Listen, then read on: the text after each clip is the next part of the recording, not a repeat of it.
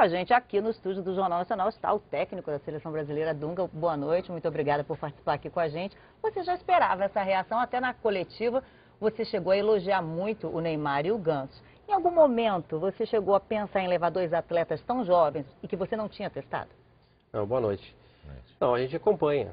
Só que a história na seleção demonstra que jogadores sem experiências que foram à Copa do Mundo, sem jogos pela seleção brasileira, que nunca jogaram uma competição, não deram muito certo. Agora são jogadores com a qualidade como todos nós conhecemos. A lista, você fechou exatamente quando? Por exemplo, de ontem para hoje ainda havia possibilidade de mudança? Quando foi o momento em que você disse assim, é essa? Não, já há uma semana a gente tinha fechado a lista e essa lista foi feita em 3 anos e meio. Cada um teve a sua oportunidade, cada um rendeu e esses jogadores não vieram para a seleção brasileira só porque eles estão desde o início, não. Se pegar o currículo de cada um dentro da seleção, a gente vai ver o quanto eles venceram. Dunga, nós convidamos os telespectadores a usarem a internet para enviar perguntas para a gente fazer para você aqui. Então nós separamos em alguns blocos perguntas mais comuns, né? Eu vou passar para você algumas delas aqui. Por exemplo, a do Carlos Eduardo Escatâmbolo, que é de Maringá, no Paraná. Ele diz o seguinte: primeiramente, respeito muito a sua convocação. Eu gostaria de saber, se o Kaká não estiver 100%, qual é o jogador de criação? Qual é o jogador coringa que vai chamar a responsabilidade para si? Bom, se o nosso amigo lembrar, na Copa América nós não tivemos o Kaká. E foi uma equipe competitiva que venceu da Argentina na final. Durante a eliminatória, o Kaká teve machucado, o Kaká não jogou contra o Chile e o Júlio Batista jogou.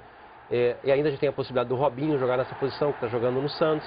Então a gente tem opções. O que a gente tem que mudar a ideia é de que a gente botar um outro jogador e vai funcionar como o Kaká. O Kaká é o Kaká, cada um tem a sua característica e a gente tem que ajeitar o time dependendo do jogador que entrar. Uma preocupação muito manifestada pelos espectadores que usaram a internet é exatamente com relação à sua possibilidade de mudar o padrão de jogo da seleção num caso de necessidade, dependendo da circunstância do jogo. Algumas pessoas têm dúvidas sobre se o time que você está chamando terá essa capacidade. Você se sente, se ele tem versatilidade, se o banco lhe permite isso. Você tem confiança absoluta de poder mudar a seleção conforme a necessidade ao longo de um jogo? Tenho, até porque a gente mudou na própria final da Copa América, na Copa das Confederações, na semifinal contra a África do Sul, na final contra os Estados Unidos, uma equipe que reage, uma postura desses jogadores de homens, de amor à pátria. Sabe a coisa que mais me emocionou?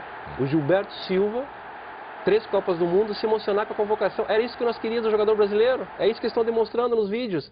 Então, além disso, o resultado que eles estão obtendo dentro da seleção. Vamos então agora jogar para frente.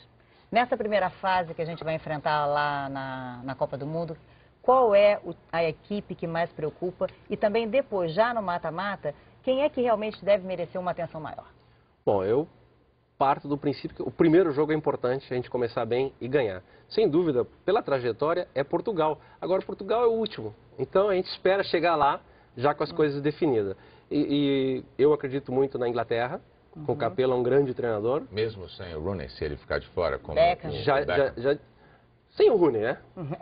Porque o Beckham já teve um jogador de grande qualidade, mas não é um jogador que fez a diferença. Diferente do Rooney.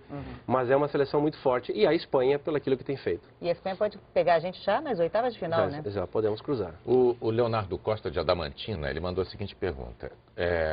Com a seleção brasileira definida, qual é o ponto forte desse time, na sua opinião?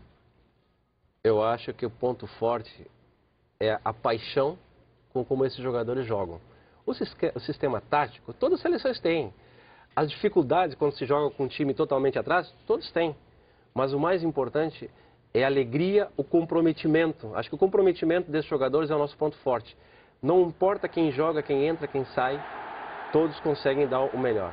Você falou exatamente comprometimento, paixão, você usou muito esses termos durante a coletiva, e aí a gente ouviu, eu estava lá, alguns jornalistas falando que isso era um jeito conservador de encarar a seleção. Como você vê a seleção? Conservadora, ousada, ofensiva, defensiva? Para você, qual é a seleção brasileira?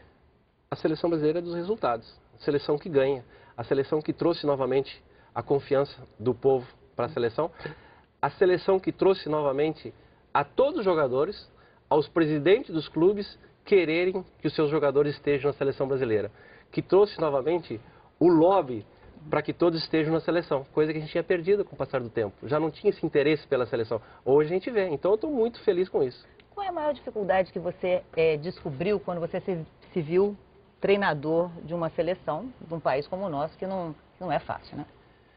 Acho que a maior dificuldade é que cada região, cada time quer o seu jogador na seleção, independente da razão, é mais com o coração.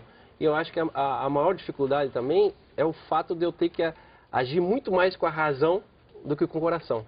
Às vezes eu sou encantado por um determinado jogador, convoquei esse jogador, mas ele não deu o resultado esperado por todos nós e eu tive que trocar. Antes de encerrar, só queria rapidamente que você dissesse, você vê nesse grupo que você convocou alguma similaridade com o grupo de 94 na conquista do Tetra em relação ao comportamento que se tem com a camisa da seleção brasileira? Sem dúvida, acho que foi uma das coisas que nós, com a comissão técnica, com o Jorginho, a gente quis trazer para a seleção brasileira novamente. O ambiente, a alegria, a atitude, a satisfação, a responsabilidade, a paixão.